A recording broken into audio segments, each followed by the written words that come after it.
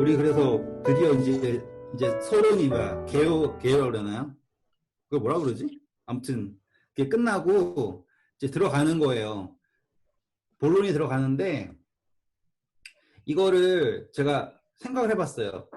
이렇게 자세하게 하는 거가 중요할지 아니면 큰 흐름을 쭉 빼는 게 중요할지를 생각했어요. 그런데 만약에 이거를 읽으시잖아요. 먼저 공부하시기 전에 좀 읽어 놓으시잖아요. 그러면 저는 이렇게 큰 그림을 딱 보여주고 싶은 거예요. 그러면 이렇게 보면서 이렇게 느끼실 수 있고요. 한 절 한 절 하잖아요. 그러면은 이제 창세기 같은 경우처럼 이제 그런 식으로 가야 되는 거예요. 근데 제가 생각했을 때는 크게 가는 게 재밌거든요. 한 절 한 절 갈 수도 있지만. 아니 근데 이게 사람이요 그거예요. 이렇게 뭐라 그러지? 이렇게 이야기가 이렇게 잘 얘기할 수 있는데 이렇게 얘기하면 이렇게 껴먹게 되잖아요. 이렇게. 그러면은 요 떠먹은 걸 다시 언급하기가 되게 애매한 거 아시죠? 그리고 여기에서 이걸 다 설명하고서 이 얘기를 딱 하면 멋있거든요. 근데 요 얘기만 딱 하면은 애매한 거 아시죠? 이제 그런 차이예요. 그래서 제가 생각하기에는 차라리 큰 그림을 쫙 보여드리고 그 다음에 이렇게 들어가는 게 낫지 않겠나 생각을 해요. 네, 좋다고 생각했을 때는 네, 그러면 이제 제가 큰 그림을 쫙 그리고서는 들어가는 방식으로 체크할게요. 일단 우리가 개요를 그렸으니까. 우리 이제 누가복음 올게요. 자, 이제 누가복음에서 우리가 확인해야 될 거는 예수님의 초림하고 재림을 비교하는 거예요. 우리가 그때 베들레헴까지 했잖아요. 기억나시죠? 베들레헴이 예수님 모시기로 예언된 데인데 아무도 거기서 기다리지 않았다. 네. 그래서 하나님이 정말 다윗의 자손들을 다 모아놓고서 예수님께 재림하셨는데 아무도 환영하지 않았고 예루살렘에서도 아무도 환영하지 않았고 우리 했잖아요 그거요. 네. 예수님 초림에 똑같은 일이 있었다. 재림에도 분명히 같은 일이 있을 거다. 정말로 예루살렘이라고 자칭하는 이 그리스도인들의 모임에서는 예수님을 기다리지 않고 있을 거다. 예루살렘이라고 자칭하는 이 그리스도인들의 모임은 다 자기들이 어떻게 이 세상에서 더 큰 세력을 가지나만 생각을 하지 교세 확장만 생각을 하지 예수님의 재림을 기다리고 있지 않다라는 것이 과거랑 지금이랑 똑같다라는 걸 볼 수 있는 거예요. 보면 아시겠죠? 교세 확장만 관심 있지 예수님의 재림은 관심 없어요.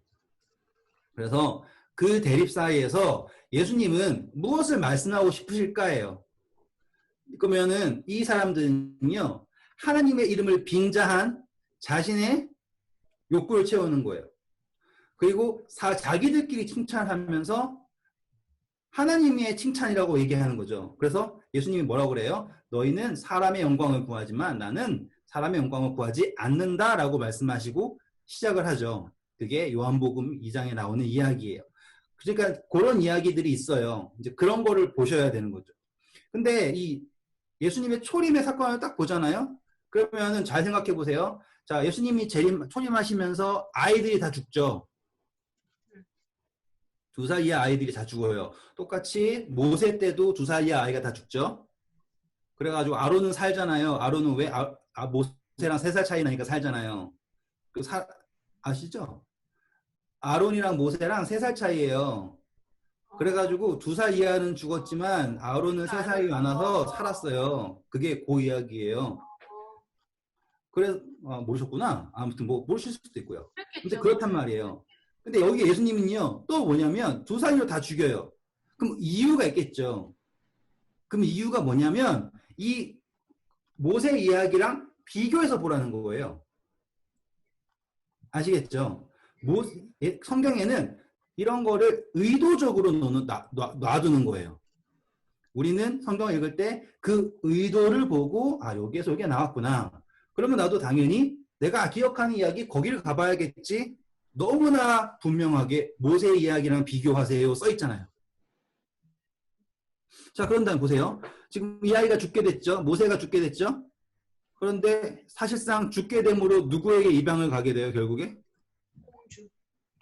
애굽으로 입양이 간 거죠. 네. 똑같이 예수님도 애굽으로 가죠. 죽게 되는 것 때문에 가브리엘 천사가 나타나가지고 마태복음에 뭐라고 그래요? 어디 가라 그래요? 애굽으로 가라 그러죠. 그리고 애굽으로 가는데 언제까지 있으라 그래요? 헤롯 왕이 죽을 때까지 있으라 그러죠. 그러면 똑같죠. 지금 애굽으로 갔잖아요. 그리고 지금 애굽에서 구원자가 나온다라고 하는 개념과 똑같은 거죠. 모세도 사실상 애굽으로 입양을 갔다가 그가 뭐가 되어서 온 거예요? 구원자라고 하는 개념으로 선 거잖아요. 여기에서 예수님도 지금 일부러 그렇게 했다는 건데 그걸 왜 일부러 했느냐를 확인해 볼게요. 이제 마태복음 1장 가세요. 2장입니다. 마태복음 2장 13절부터 읽을게요. 그들이 떠난 후에 주의 사자가 요셉에게 현몽하여 이르되 헤롯이 아기를 찾아 죽이려 하니 일어나 아기와 그의 어머니를 데리고 애굽으로 피하여 내가 내게 이르기까지 거기 있으라 하시니 요셉이 일어나 밤에 아기와 그의 어머니를 데리고 애굽으로 떠나가 헤롯이 죽기까지 있었으니 이는 주께서 선지자를 통하여 말씀하신 바 애굽으로부터 내 아들을 불렀다 함을 이루려 하심이라 라고 하죠. 네. 자, 그러면요. 이게 무슨 이야기인지를 잘 보셔야 돼요. 16절 헤롯이 박사들이 속은 줄 알고 심히 노하여 사람들을 보내며 베들레헴과 그 모든 지경 안에 있는 사내 아이들 박사들이 자세하게 알아본 그때를 기준하여 몇 살 아래요? 2살 아래. 이것은 예언되었다. 근데 자, 이게 흥미로운 점을 제가 이제 알려드릴게요. 베들레헴의 상징이에요. 베들레헴의 상징은 뭐가 되는 거예요? 메시아가 태어날 곳이죠. 네. 그런데 지금 헤롯이라고 하는 사단을 대표하는 거는 뭘 한다? 베들레헴에서 태어난 아이를 죽인다예요. 맞죠? 네. 그런데 베들레헴에서 아이가 다 죽죠. 근데 실질적으로 메시아는 죽어요, 안 죽어요? 안 죽어요. 안 죽어요. 그런데 오히려 어디에서 나타나요?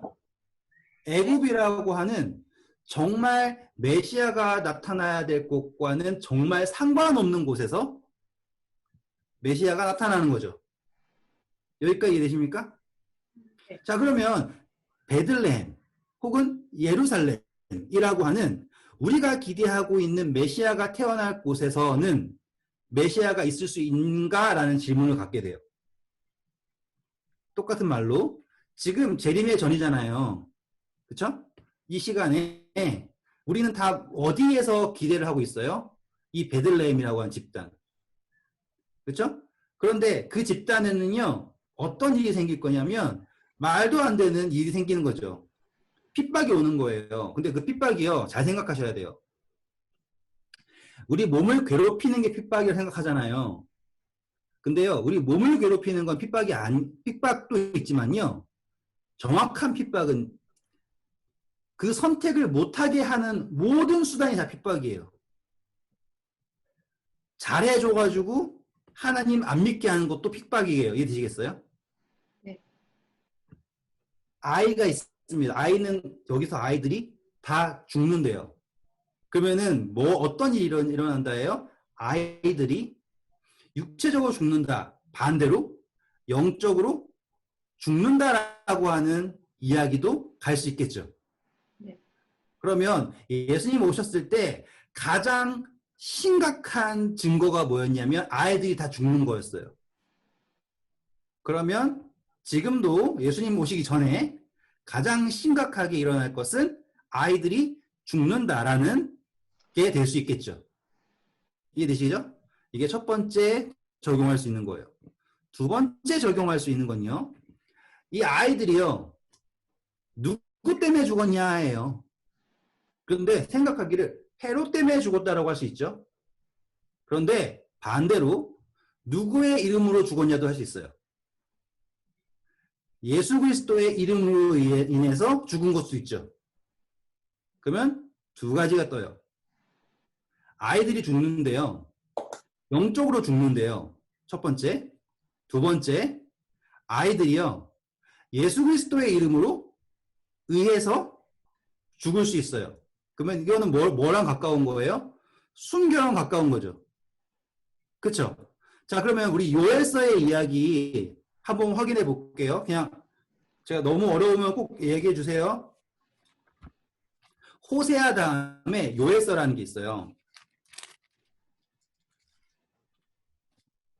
자, 이 요엘서 2장에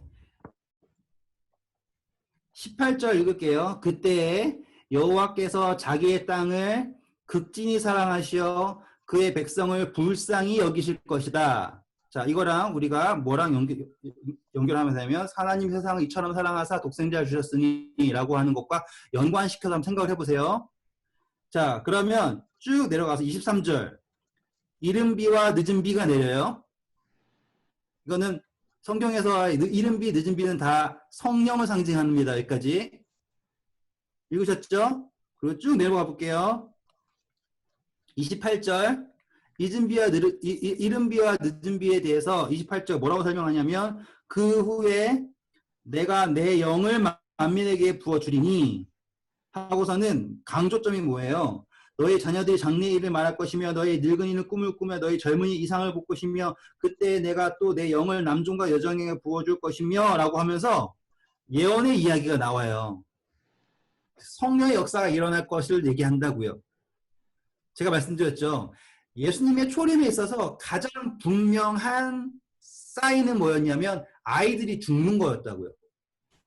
그렇죠? 제가 말씀드렸듯이 영적인 죽음이 드러난다. 첫 번째. 두 번째, 그 영적인 죽는 아이들 중에서 예수 그리스도의 이름으로 죽는 움직임도 있을 것이다 라고 하는 두 가지를 보는 거예요.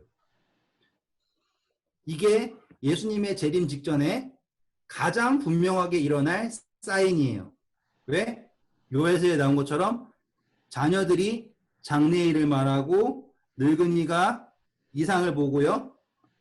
아시겠죠? 그렇기 때문에 재림 직전의 사건과 초림 때의 사건은 흡사하다. 그리고 그것이 가장 두드러진 것은 바로 이 핍박이 헤롯의 핍박이다. 그러면 한편으로 되게 희망적이에요. 왜? 청년들이 죽어가는 건 이미 확정적이죠. 그런데 희망적인 거는 그 중에서도 예수 그리스도의 이름으로 죽을 새벽 이슬 같은 청년들이 나온다라는 게 기대가 되는 거예요. 그게 우리들의 자녀가 될 것이고 우리일 수도 있죠. 그래서 32절 여호와의 이름을 부르는 자는 구원을 얻으리니 라고 하는 이야기가 이 예수님의 초림, 예수님의 재림 같은 반복입니다. 자, 마태복음 다시 1장 돌아올게요. 1장 오셔서 마태복음 1장입니다. 23절 읽어주세요. 보라 처녀가 잉태할 아들을 낳으릴 것이요 그의 이름은 임마누엘이라 하리라 하셨으니 이를 번역한즉 하나님이 우리와 함께 계시다 함이라. 그렇죠. 자, 이름이 나왔어요. 첫 번째 이름. 2장에서도 23절. 똑같이 어떤 이름이 등장합니다. 나사렛이란 동네에 가서 사니 이는 선지자로 하신 말씀에 나사렛 사람이라 칭하리라 하심을 이루려 함이로라. 네, 자, 예수님의 이름이 몇 가지가 있어야 되냐면 임마누엘 있어야 되고요. 예수라고 하는 이름이 있어야 되죠. 자, 임마누엘은 하나님이 우리와 함께 하신다라고 하는 거고요. 예수 그리스도는 기름 부음 받은 자죠. 그렇죠? 그리고 나사렛 사람이라고 해야 된다라고 나오는 거예요. 제가 이니집사님 원집사님 말씀드렸죠. 이 나사렛 사람이라고 불려져야 되는 이유는 무엇이냐면 나사렛이라고 하는 게 발음이 가지라고 똑같다고 했죠. 나잘이라고 하는 게 가지라고 하는 발음하고 똑같은 거예요. 그래서 가지 예수님이어야 돼요. 근데 성경에 이 가지가 상징하는 게 의미가 깊은 거죠.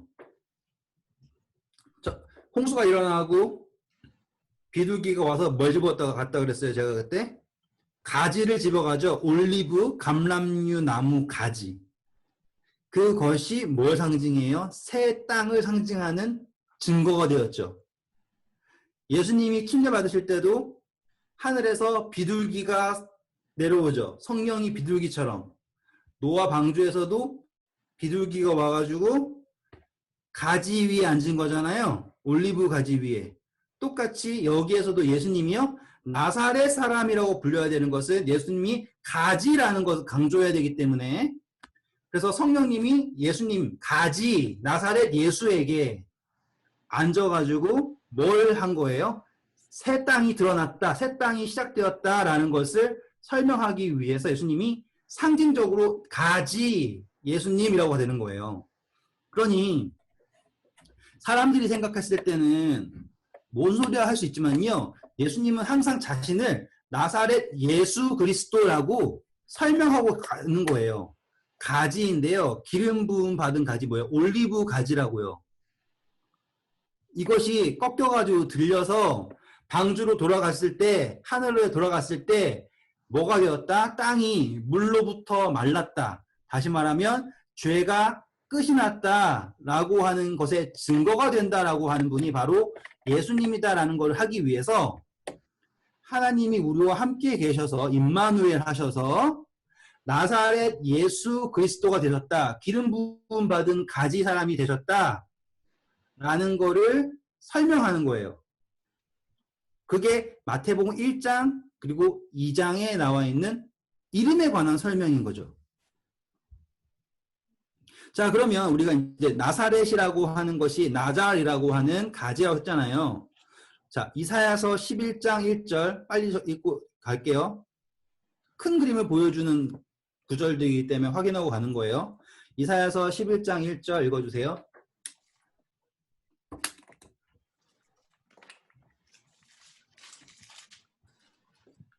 이때 줄기에서 한 싹이 나며 그 뿌리에서 한 가지가 나서 결실할 것이요.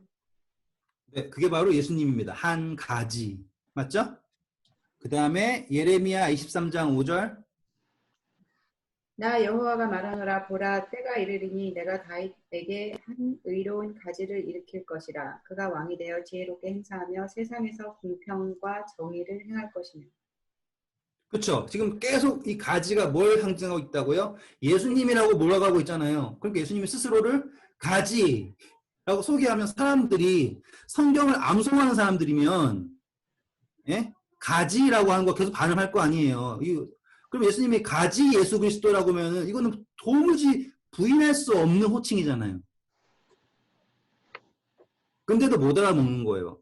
그건 뭐야? 일부러 못 알아먹는 거예요. 그렇죠? 스가랴서 3장 8절.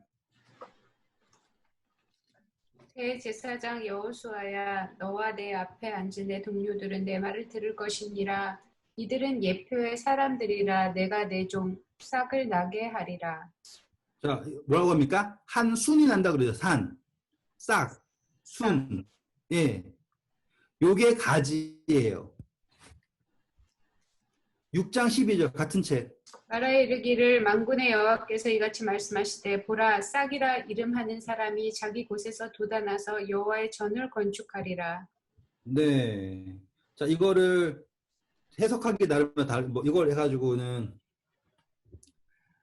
뭐 해석이 여러 가지일 수 있어요. 근데 저는 이걸 예수님으로 해석해요.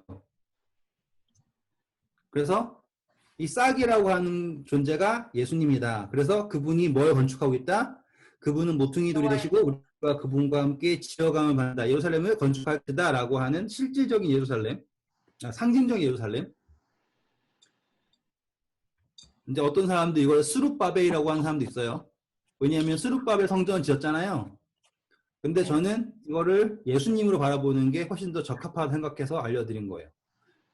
다시 한번 설명해 드리지만 예수님을 자기소개 언제 어떻게 하신다? 항상 나사렛 예수 그리스도. 그렇죠?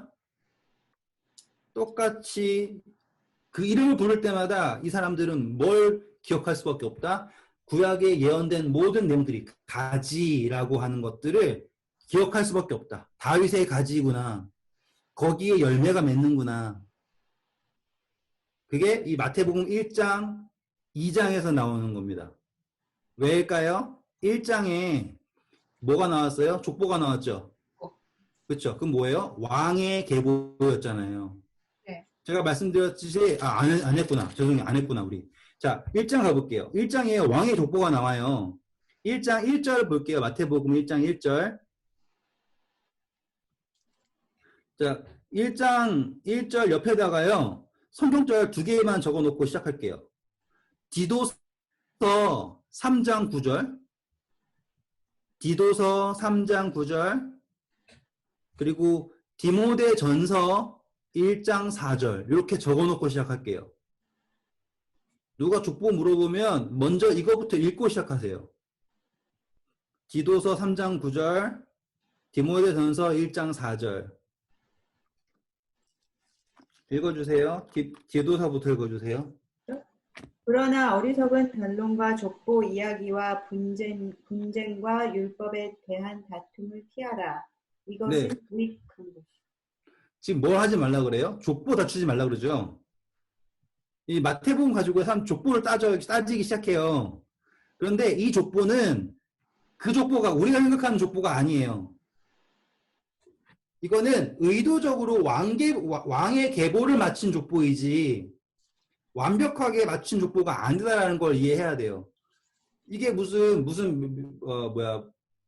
조씨 몇 대손 그걸 보려고 하는 게 아니라 왕의 계보를 알려주는 거예요. 디모데전서 1장 4절도 읽어주실래요? 신약 336페이지. 신하와 끝없는 족보에 창념치 말게 하려 함이라. 이런 것은 믿음 안에 있는 하나님의 경륜을 이름보다 도리어 변론을 내는 것이라. 같은 말이죠. 족보를 따져서 뭔가를 증명하려고 하면 안 되는 게 성경에 있는 족보예요. 왜 그러죠? 제가 설명해 드릴게요. 마태복음에 있는 경우는요. 자, 우리 태종태세 문단세 그거 옛날에 외웠잖아요, 우리요. 네. 예. 그거 외울 때 어떻게 외우셨는지 모르지만 거기에 중간이 벼요. 왜냐면 왕이 세대를 많이 낳죠. 그쵸? 많이 낳는 중에 택해가지고 외우는 거잖아요. 네. 그쵸? 그렇기 때문에 이 사이에 기록이 됐지만 기록이 안 된 사람도 있어요. 그러니까 기록이 돼야 되지만 안 되는 사람도 있고요. 의도적으로 빠지는 사람도 있다고요. 이거는 인류의 완벽한 족보를 알려주는 게 아니라 마태복음에 나와 있는 족보는 왕의 계보를 알려주는 족보라는 걸 제가 설명해 드리는 거예요. 제가 그래서 이제 설명해 드릴게요. 2절 시작하면요. 1절 보면 아브라함과 다윗의 자손이에요. 자, 아브라함은요. 민족을 대표하고요. 다윗은요. 왕을 대표하는 거예요. 자, 왜 아브라함의 자손을 해야 되냐면 원래는 이스라엘이잖아요. 근데요, 지금은 이스라엘이라고 할 수 없죠. 왜? 10지파가 다 사라져 버렸잖아요. 남은 건 베냐민이랑 유다밖에 안 남았어요. 그렇기 때문에 야곱의 자손이라고 하기도 애매한 거예요. 그래서 뭐라고 해버리냐면 시조인 아브라함의 자손이라고 시작을 하는 거예요. 그리고 그 아브라함이 누구냐면요. 메시아에 대한 약속을 받은 존재죠. 그렇죠? 아브라함. 그리고 다윗은 누굴까요? 당연히 왕이죠. 그래서 아브라함의 자손이자 다윗의 자손인 예수 그리스도의 계보다라고 하는 거예요. 그러면 여기에서 강조하고 싶은 건 뭐예요? 아브라함의 자손이다. 다윗의 자손이다죠. 그래서 아브라함으로부터 어디까지 갑니까? 14대 내려가죠. 네. 그리고 다시 또 14대 내려가죠. 그리고 다시 14대 내려간다고요. 실제로 그럴 수 없잖아요. 그럴 수 없는데 일부러 맞추는 거죠. 자, 빠진 거 알려드릴게요. 했나요, 우리 이거? 안 했어요. 안 했어요? 죄송합니다. 제가 딴 데 했어서 헷갈렸어요. 네, 8절 옆에다가 하여간에 14대는 맞잖아요. 틀린 거 네? 맞잖아요. 아니요, 빠졌어요. 알려드릴게요. 8절 보세요. 8절. 아사는 여호사밧을 낳고 여호사밧은 요람을 낳고 요람은 우시아를 낳았잖아요. 네. 그쵸? 그 요람에서부터 우시아 사이에 아하시아, 요아스, 아마샤. 다시 부를게요. 아하시아, 요아스, 아마샤가 있어요. 근데 이 세 왕이요, 어떤 왕들이냐면 유다의 왕들 중에 악한 왕들이에요. 아하시아, 요아스, 아마샤. 이 왕들이 뭐라고요? 악한 왕들. 그러면 예수님의 계보에 누가 들어가면 안 된다라는 거 생각하고 있는 거예요. 이 지금 마태는 악하다고 정평난 왕들이 등장하면 안 된다고 생각하니까 이거를 뺀 거죠. 이해되시겠죠? 그래가지고 한 거예요. 그랬더니 14대가 맞춰진 거죠. 그런데 사실상 우리가 바벨론 이후부터의 그 계보도요. 누가 빠졌는지 알 방법이 없어요. 근데 만약에 왕도 뺐을 정도면 여기에도요. 의도가 있으면 뺄 수 있어요. 왜? 강조점이 무엇이냐면 이 왕의 계보가 이렇게 흘러서 예수님에게까지 왔다. 말씀드렸듯이 이 계보는 요셉의 족보예요. 누가복음에 나온 거는 누구의 족보라고요? 마리아의 족보. 자, 누가복음 3장 갈게요.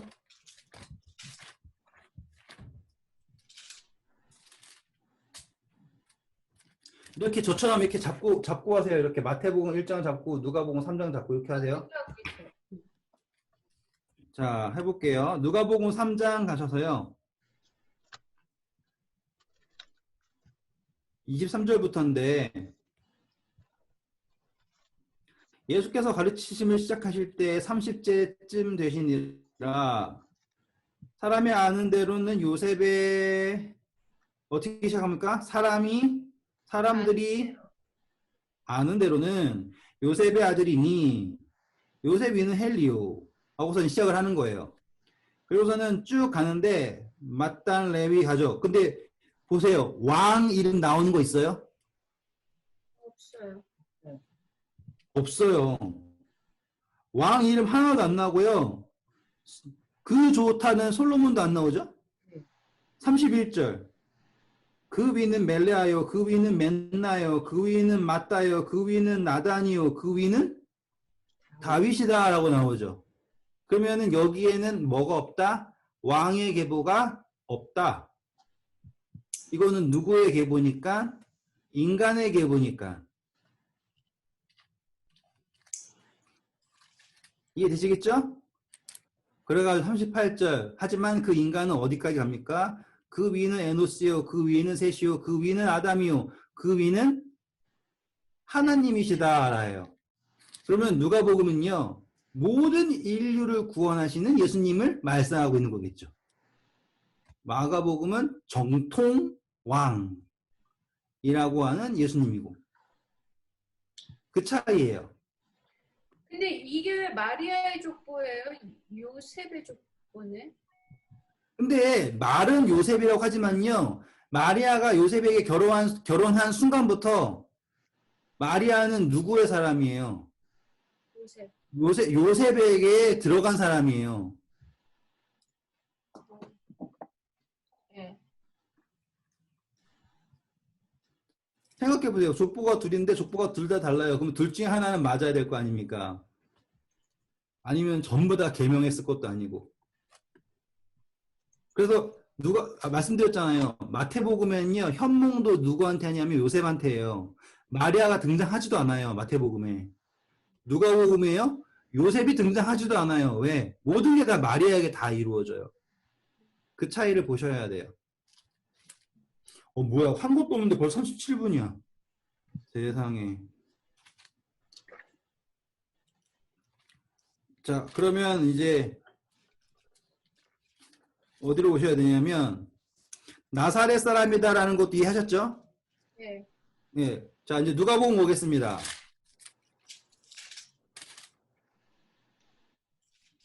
누가복음 2장 39절부터 할게요. 주의 율법을 따라 모든 일을 마치고 갈릴리로 돌아가 그 본 동네 나사렛에 이르니라. 40절 아기가 자라며 강하여지고 지혜가 충만하며 하나님의 은혜가 그 위에 있더라 라고 하죠. 자, 이거랑 매우 흡사한 성경절 있어요. 사무엘상 2장 26절 사무엘도 똑같아요. 맞아. 사무엘도 가가지고 뭐 했어요? 봉헌됐죠. 네. 똑같이 예수님도 봉헌되었다 라고 하는 걸 보셔야 돼요. 그러니까 이런 거가 이제 키 성경절들이에요. 아, 내가 이걸 봤으면 사무엘도 봐야겠구나. 사무엘도 받쳐진 바 되었구나. 뭐 이런 걸 보는 거죠. 자, 41절입니다. 요거 오늘 12살 요 시절 하면 끝날 것 같아요. 재밌을 거니까 봐주세요. 자, 강조점입니다. 41절. 41절의 강조점은 뭘까요? 해마다. 6월절. 그렇죠. 강조점은 6월절이에요. 아니 6월절은 너무 당연해서. 강조점은 6월절이에요. 그것도 해마다. 그러면 예수님은 언제까지요? 그분의 공생애를 시작할 때까지, 돌아가실 때까지 한 번도 6월절을 건너뛰신 적이 없는 거예요. 그게 중요한 거예요. 그러면 이게 무엇을 말하는가?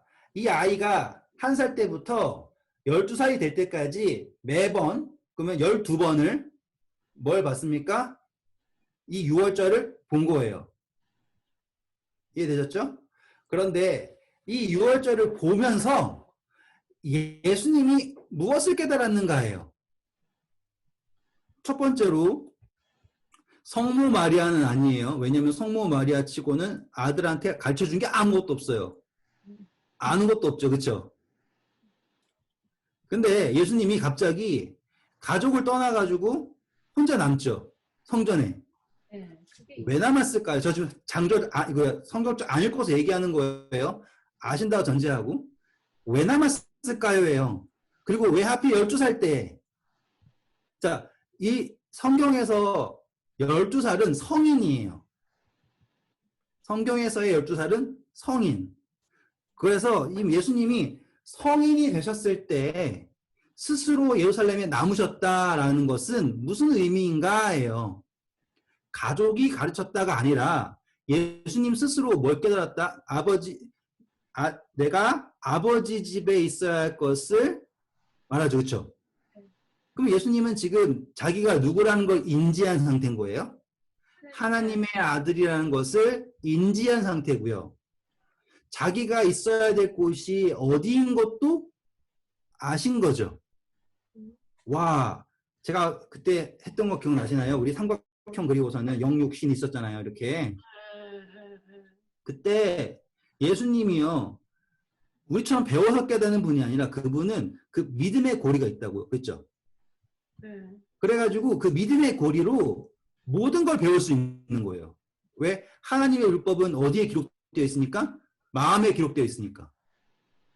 그럼 믿음이라고 하는 고리를 가지고 있으면 하나님의 깊은 것도 볼 수 있죠. 그렇죠? 그래서 예수님이 뭘 하고 있냐면 지금 학습을 하시고 계시는 거예요. 스스로. 이거 되게 중요한 부분이라 해요. 무슨 학습이요? 성경을 보고요. 천연계를 보고요. 그리고 제사법을 보면서 자신의 사명을 깨닫고 계시는 거라고요. 그게 이 12살의 강조점이에요. 자, 한 번만 더 설명해 볼게요. 많은 사람들이 제사를 드려요. 수많은 곡물들이 죽어나가요. 그런데 그 누구도 그 죽는 동물들을 보면서 그것이 자신에 대하여 하는 이야기라는 것을 깨닫지 못해요. 그런데 예수님은 완전한 인간으로 태어나셨죠. 그렇죠? 근데 제가 말씀드렸잖아요. 완전한 인간, 어떤 인간과 똑같은? 아담과 똑같은 완전한 인간, 아시죠? 죄 짓기 전에 아담과 똑같은 완전한 인간으로 태어나셨기 때문에 육체적으로는 결핍이 있을지 모르지만 영적으로는 온전한 상태인 거예요. 근데 영적으로 온전하지 않은 인간들은 제사나 성경이나 모든 걸 볼 때 다 뭐 중심으로 생각을 합니까? 자기 중심으로 생각을 해서 거기에 있는 걸 깨닫지 못하는 거죠. 그런데 예수님은 온전한 인간으로 태어나셨어요. 하나님이 직접 계시했다는 얘기 한마디도 안 나오죠. 제일 중요한 건 그거예요. 예수님은 단 한 번도 천사를 통해서 계시를 받지 않아요. 이거 되게 중요한 거예요. 요셉도 천사가 와서 현몽하고요. 마리아도 와서 현몽하고 다 하잖아요. 성경 기록 그 어디에도 천사가 와가지고 예수님한테 이렇게 하세요, 저렇게 하세요 했다는 얘기 안 나와요. 시험 받으셨을 때 수종을 들었다라고 한 이야기는 나오지만 와서 이거 하라고 저거 하라고 얘기하지 않아요. 왜? 이 컨셉상 예수님은 전혀 이걸 몰라야 돼요. 아무것도 모르는 백지 상태에서 그분의 사역을 깨달을 수 있는가가 사단의 질문 중 하나예요. 그러니까 예수님은 지금 여기에서 뭐예요? 아무것도 모르신 상태에서 매해 그 유월절을 보면서 깨달으신 거예요. 이것은 내가 짊어져야 될 십자가라는 걸 깨달으신 거예요. 그리고 그분이 선택을 딱 한 시점이 언제냐면 바로 성인이 되었을 때. 그때 그러면 내가 어디에 있어야 되는가? 내가 유월절 양이라면 세상 죄를 져야 되는 양이라면 나는 어디에 있어야 되는가? 그랬을 때 내가 아버지의 집에 있어야 되는 것을 알지 못하십니까? 라고 말하는 거죠. 누구한테? 부모님한테. 그러면 예수님은 이미 거기에서는 뭐가 나왔다는 거예요? 요셉과 마리아가 자신의 아버지, 부모가 아니라는 걸 알고 있는 거죠. 자기는 하나님의 아들이라는 것을 완전히 인지하셨다. 누구는 못했는데 아버지랑, 그러니까 실제 요셉이랑 마리아는 몰랐는데. 그러면 예수님하고 아담하고의 태어난 거의 차이점이 뭘까요? 그러니까 물론 아담은 사람이고 예수님은 성령으로 잉태해서 사람으로 태어났지만 그 다른 점이 뭐였을까요? 아담은 실패했잖아요. 그게 우리 창세기 공부했을 때 가장 핵심이 그거예요. 아담은 실패했다. 아담이 실패하면 누구도 실패할 가능성이 있다? 예수님도 실패할 가능성이 있다. 그렇기 때문에 아담의 조건과 예수님의 조건은 없는 거예요? 네? 아담과 예수님의 어떤 상태가 다른 점이 없는 거예요? 다른 점이 없죠. 왜냐하면 마리아가 흙을 담당하고요. 성령이 생기를 담당하기 때문에 흙 더하기 생기, 생령. 흙 더하기 생기, 생령. 똑같잖아요. 마리아, 성령, 예수님. 그러니까는 존재가 시작된 방식이 똑같은 거예요. 이걸 제가 설명해 드렸었나 안 해드렸었나 모르겠어요. 해주셨었어요. 근데 이제 지금 생각에 예수님은 완전히 이겼는데 아담도 네. 이길 수 있었겠다 뭐 이런 생각이 들어가지고. 그렇죠. 이길 수 있게 하셨죠. 예수님은요 우리가 감당할 만한 시련을 하시잖아요. 그리고 시련 당할 쯤에 피할 길도 주시잖아요. 네. 그 이야기는 뭐냐면 이거는 충분히 감당할 수 있다 생각하셔서 준 거잖아요. 그러니까 아담이 피할 거다가 아니에요. 이거는 가능성의 문제인 거예요, 지사님. 가능성의 문제지. 제가 그때 말씀드렸던 대로 아담과 하와가 있어요. 근데 하와가 범죄 안 했어요. 그럼 사단이 포기할까요? 아니죠. 계속 해가지고요. 어떻게든 몇천 년이 지나서 한 명만 범죄하게 해도 예수님은 와야 돼요. 말씀드렸잖아요. 이거는 가능성의 문제이기 때문에. 그렇죠? 그렇기 때문에 반대로 한 명만 성공해도 돼요. 그래서 한 사람으로 인해서 죄가 들어왔고요. 한 사람으로 인해서 은혜가 넘친다라고 하는 게 로마서에 나온 거예요. 이거는 가능성의 문제이기 때문에. 그래서 예수님은 지금 완전한 인간으로서 완전한 백지에서 하나님을 배워가는 거다. 무엇으로? 믿음이라는 것으로. 그래가지고 예수님이 지금 누구와 논쟁을 해요? 제사장들과 선생들이랑 논쟁을 하죠. 그러니까. 그쵸? 그 무슨 논쟁했겠어요? 6월절에. 당연히 6월절에 관해 논쟁했겠죠. 그쵸? 이게 어떻다 저떻다가 아니라요. 예수님은 지금 핵심이 뭐냐면 자신이 6월절 양이다라는 걸 인지한 상태예요. 하지만 12살 때 딱 지나고 나서 다시 6월절에 가가지고 난 여기 있어야 돼요 하지 않죠. 예. 네, 왜 그럴까요? 몰라요. 당연히 깨달은 거죠. 아, 이게 왜? 내가 할 일이 이렇게 있다, 이렇게. 그렇죠. 뭘 깨달았어요? 누가 먼저 와야 돼요? 요한? 그렇죠. 엘리야가 먼저 와야죠. 침례 요한이 먼저 와야 되는 거 안 거예요. 그러니까 지금 이 시점이 되게 중요한 거예요. 예수님이 만약에 처음부터 다 알아요. 그러면 12살 때 이 일을 안 하세요. 그쵸? 왜? 처음부터 다 아니까 누구가 먼저 와야 돼요? 엘리야인 침례 요한이 먼저 와야 되죠. 순서가 있잖아요. 이 일이 있어야 되고 이 일이 있어야 되고 침례 요한이 한 다음에 그 다음에 내가 해야지. 이거 아실 거 아니에요. 다 알면. 근데 12살에 다 한 게 아닌 거예요. 아직 뭘 못 깨달은 거예요? 침례 요한이 먼저 와야 된다는 걸 못 깨달은 상태에서 뭘 깨달았어요? 자신이 하나님의 어린 양이라는 걸 깨달았어요. 그러면 그분은 자신이 하실 수 있을 때 최선을 다하신 거예요. 12살이면 부모랑 함께 있고 싶을 거 아니에요. 근데 부모를 그러니까 예수님이 막 말썽꾸러기였다는 기록 없잖아요. 그쵸? 아이가 자라며 강화해지고 지혜가 충만하며 하나님의 은혜가 그에게 있더라 나왔잖아요. 그러면은 그분은 말썽을 피우기 위해서 부모를 떠나보낸 게 아니라 제가 강조하고 싶은 거는 그분은 자신이 아는 범위에서 최선을 다하시고 계셨던 거예요. 저는 그게 너무너무 멋져요.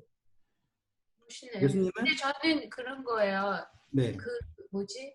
왜 말을 이렇게 했을까? 어찌하여 나를 찾으셨나이까? 내가 내 아버지. 그럼 부모가 걱정할 것을 너는 몰랐느냐? 나는 이게 묻고 싶은 거예요. 그러니까 엄마 입장에서는 내가 엄마니까 네. 그러니까 이 말이 좀 이상했었어요, 저는. 근데 네. 이제 뭐 여기에 푹 빠져가지고 자기가 막 묻기도 하고 막 이러면서 그 어린애로 생각해내야 되냐? 그리고 지금 이렇게 딱 얘기를 들으면 그냥 자기의 사명을 깨달은 거잖아요, 말하자면. 그죠? 그렇죠? 네. 그렇게 따지니까는 조금 이제 뭐, 그래서 그랬나? 뭐 이렇게 약간 생각은. 제가 이제 좀 더 디테일을 드릴게요. 이제 마지막 10분이니까. 지금 이 이야기를 그동안 읽으셨을 때랑 다르게 보셔야 되는 걸 제가 보여드리고 싶은 거예요. 이제, 제가 아이가 있어요. 아이 하나인데, 저는 애한테 계속 이 아이의 과거를 이야기해줘요. 그게 부모의 습성이에요. 그래서, 야, 너가 그랬을 때 그랬어. 그랬는데, 그랬다? 아우, 대단하지? 이게 얘기 나올 거 아니에요. 그럼 예수님도 어렸을 때 뭘 들었겠어요? 그분이 어떻게 태어난 거에 대해서 마리아가 말해줬을 거 아니에요. 그거는 너무 어려운 일 아닌가? 어려운 탄생의 비밀. 말해줬으려나? 당연히 말해줘야죠. 왜? 마리아에게 있어서는 예수님이 하나밖에 없잖아요. 제가 말씀드렸잖아요. 예수님이 동생이 있으면 안 된다고 했죠. 그러니까 천사가 와서 이랬어, 뭐 이렇게. 그렇지, 이렇게 됐고 저렇게 됐고라는 걸 자기가 부모인데요. 절대 말해주지 말아야지 이러진 않을 거 아니에요. 네, 나쁜 이야기도 아니잖아요. 정말 자랑스러운 이야기인데 정말 힘들어도요. 걱정하지 마. 너는 하나님께서 이렇게 얘기할 거 아니에요. 그럼 예수님 입장에서는 부모인 누구는 요셉과 마리아는 최소한 자신이 하나님의 아들 메시아라고 하는 거를 믿어야 될 거 아니에요. 근데 못 모르잖아요. 그죠? 그렇죠. 왜? 예수님은 누가 봐도 완전한 인간이거든요. 태어났을 때 똥 오줌 못 가리고, 예? 젖줘야지 살고, 예? 숟가락질 못하고, 젓가락질 못하는, 지금도 못하겠지만, 아무튼, 그런 상황을 본 거 아니에요. 그럼 부모는, 예수님은 하나님의 아들로 됐을까요? 아니면 그냥 아들로 됐을까요? 자기 아들이죠. 그거예요. 이게요, 현몽 받았던 그때, 모략하고 황금 받고 그랬을 때, 그때의 긴장감이요, 지금 없다니까요. 그치, 12년이나 지났고. 아시겠죠? 그걸 보시라는 거예요. 그거를 봤음에도 예수님과 함께 있고요, 메시아를 보고 있음에도요, 그거를 달라진 게 어떻냐, 완전히 똑같아지는 거예요. 형제들도요, 예수님은 어떻게 해요? 다 들었을 거 아니에요. 그쵸? 아빠가 그 고생을 해가지고 갑자기 애굽에 갔다가 한동안 안 돌아와. 같이 갔었으면 더 심각해요. 그렇죠? 생각해 보세요. 만약에 온 형제들, 온 가족이 다 갔다가 다 애국 갔다가 다 왔다고 쳐요. 그러면 그 형제들은 예수님 무시할 수 있어요, 없어요? 그러면 한 대 쳤겠죠. 지금 여러 가지 이야기가 나와요. 근데 만약에 부모만 갔어요. 그래서 요셉하고 마리아가 하고 예수님만 애국 갔다가 왔어요. 그래도 뭐예요? 아빠랑 엄마는 갑자기 실종된 거 아니에요? 밤중 도망쳤대요. 그러니까 그게 너무 이상했어요. 그렇게 철이 없나 12살이나 됐는데. 그러니까 네, 이 이야기에는요 우리가 생각하지 못하는 깊은 게 많다니까요. 그러니까 제가 지금 보여드리고 싶은 이야기는 뭐냐면 이 부모가 예수님을 그냥 자식으로 생각했다는 거예요. 그러니까는 똑같은 거죠. 우리도 성경 맨날 보고 하지만요 이거를 하나님의 말씀을 생각하지 않고 읽을 때가 더 많아요. 그냥 읽는 거죠. 어떻게 넣나 생각하는 거죠. 그래서 지금 이 사람들은 예수님을 뭐 대하듯이 해요? 사람의 아들 대하듯이 한다고요. 자기 입으로 너가 태어날 때 현몽해가지고 일이 있고 좋고 이렇게 됐었는데 메시아래 임마누엘이래 예수라고 해서 하나님 주신 이름이야 이렇게 얘기하면서도 그러니까 예수님이 뭐라 그래요? 내가 내 아버지 집에 있어야 될 것을 알지 못하셨나이까? 라고 한다라는 건요. 이거는 막 대드는 게 아니에요. 이거는 당연히 알고 계시는 거 아니었어요? 라고 하는 질문이에요. 왜 나 찾았어? 건방진 게 아니라고요. 이게 전혀 다른 의미예요. 여자여 나와 무슨 상관이 있나이까? 이거 그때 좀 있으면 하겠지만 그것도 그런 건방진 내용이 아니에요. 지금 이게 더 나오는 이야기가 있는 거죠. 그래서 지금 이 예수님이 뭘 하셨다? 그분이 깨달아 가시고 계신다가 드러나는 게 바로 12살이에요. 그리고 이때 아니다라는 걸 깨달으시고요. 부모랑 같이 돌아가죠. 근데 어떻게 하셨냐? 51절. 예수께서 함께 내려가사 나사렛에 이르러 순종하며 받드시더라. 그쵸? 이 순종이 하나님께 순종이 아니죠. 부모에게 대한 순종이죠. 근데 예수님은 판단이 정말 좋아요. 이때요. 자기가 아버지 집에 있어야 된다는 걸 아셨죠. 근데 부모가 뭐라고 그랬다고요? 가자 그랬죠. 그때 예수님은 판단 어떻게 하셨다? 갔다. 순종하자. 이게 되게 중요한 거예요. 하나님의 음성과 지금 당장 들린 음성 있잖아요. 근데 예수님은 그거를 정확하게 구분을 하시는 거예요. 깨달은 거는 내가 지금 여기에 있어야 된다라는 깨달았잖아요. 하지만 부모가 가자라고 했을 때 그분은 뭐 했다? 순종했다. 그리고서는 부모의 말을 들었죠. 왜? 아직까지 하나님으로부터 예수님이 분명한 시기를 못 받은 거예요. 그러면서 52절 예수는 지혜와 키가 자라가며 하나님과 사람에게 더욱 사랑스러워 가시더라 라고 하죠.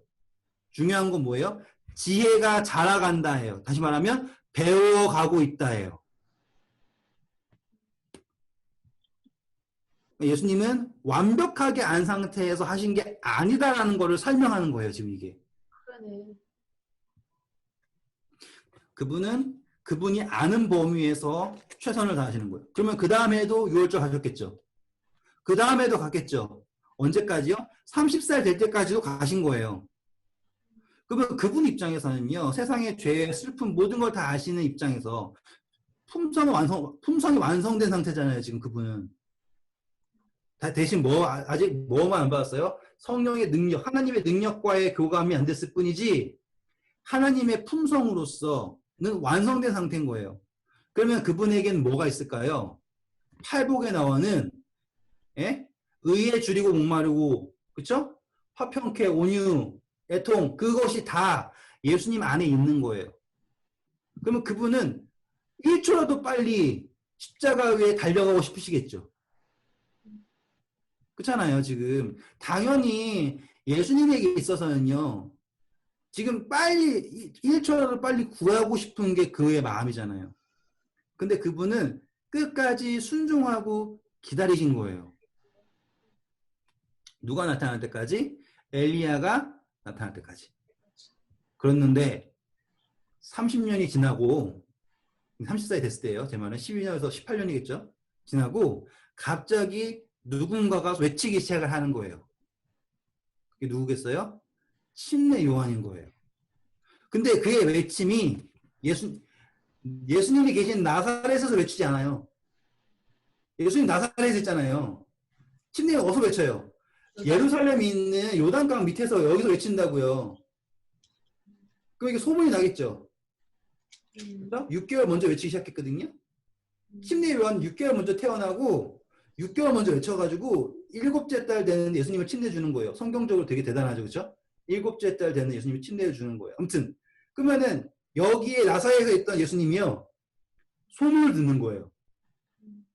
누군가가 광야에서부터 와가지고는 외치고 있다. 그러면 예수님은요. 어떻게 하셨다? 목수사셨잖아요. 근데 그거를 탁 내려놓으시고 저기 위에서부터 예루살렘까지 걸어 내려오시는 거예요. 혼자서. 상상해 보세요. 어떤 느낌일 것 같아요? 만약에 예수님이에요. 계속 그분은 상상했어요. 내가 지금 메시아 어린 양 풍성 완성된 언제입니까? 매일마다 기도하셨겠죠. 소식을 듣고 거기서 혼자 걸어 내려온다 생각해봐요. 그 한 걸음 한 걸음이 얼마나 상상하면요 진짜 어마어마해요. 그리고 어디까지 온 거예요? 요단강까지 온 거예요. 거기에 사람들이 막 모여 있고 침례 요한이 거기 물에서 이제 침례를 주고 있는 거예요. 사람들이 웅성웅성웅성하고 예수님 딱 거기 딱 들어서니까 침례 요한이 갑자기 탁 알아보는 거예요. 내일 뵐게요. 안녕.